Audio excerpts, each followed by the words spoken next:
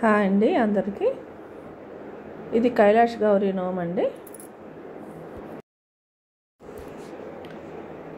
ఇది మొట్టమొదట తల్లికి ఇవ్వాలండి. ఇచ్చిన తర్వాత మిగతా ముత్తైదులు అందరికీ ఇవ్వాలి.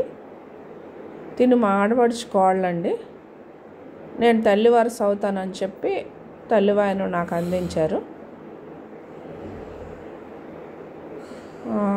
ఈ నోముకి 5 కుంచాల పసుపు, 5 కుంచాల కుంకుమ, తాంబూలం ముత్తైదువులందరికీ అందించాలి. ఇది మా పాప దగ్గర తల్లివాయను అందుకుంటున్నాను. దోసుడితో పసుపు, ఒక దోసుడు కుంకుమ, తాంబూలం పెట్టి అందిస్తారండి ముత్తైదువులందరికీ.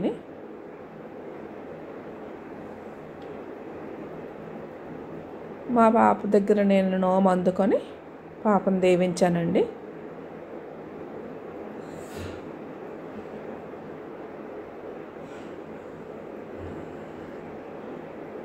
తిను మా చెల్లండి. ఇలా ఒక్కొక్కరు ముత్తైదువులందరూ నోము అందుకున్నారండి. ఇది కైలాష్ గౌరీ నోము. 5 కుంచాల పసుపు, 5 కుంచాల కుంకుమ, ఒక్కొక్కరికి దోసుడు పసుపు, దోసుడు కుంకుమ అందివ్వాలి తాంబూలం పెట్టి. ఈ విధంగా మొత్తం అదంతా పసుపు కుంకుమ అంతా పూర్తయిపోయే వరకు ముత్తైదువులందరికీ పంచిపెట్టాలి. అదంతా పూర్తయిపోతే నోము చెల్లిపోయినట్టేనండి. ఈ నోము శివాలయంలో కానీ లేకపోతే ఎవరింట్లోనే కానీ తీర్పించుకోవచ్చు.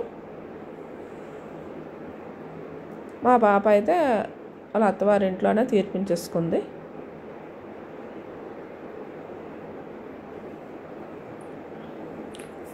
ఇలా చక్కగా ముత్తైదువులందరికీ పసుపు కుంకుమ తాంబూలంతో పంచిపెట్టారండి.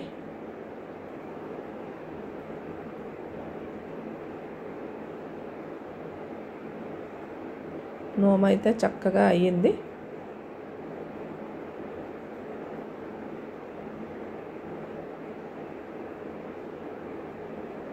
నోము ఇస్తున్నంతసేపు మాట్లాడకూడదండి. మాట్లాడకుండా అందించాలి.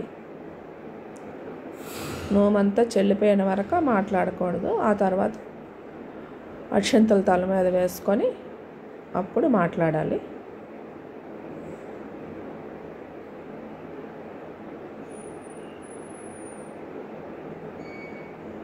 మా పాప అయితే చక్కగా చేసిందండి. చిన్నది కదా ఎలా చేస్తుందో అనుకున్నాను, కానీ మాట్లాడకుండా చక్కగా చేసింది. పూజలు నోములు అన్నీ చక్కగా చేసుకుంటుంది. చిన్నప్పటి నుంచి అలవాటు లేకపోయినా సరే పెళ్ళైన తర్వాత ఇప్పుడు బాగా చేసుకుంటుంది అన్నీ.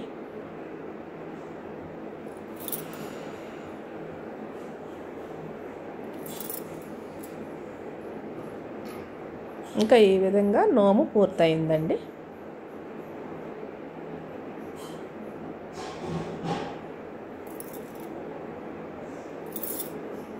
Thank you for watching.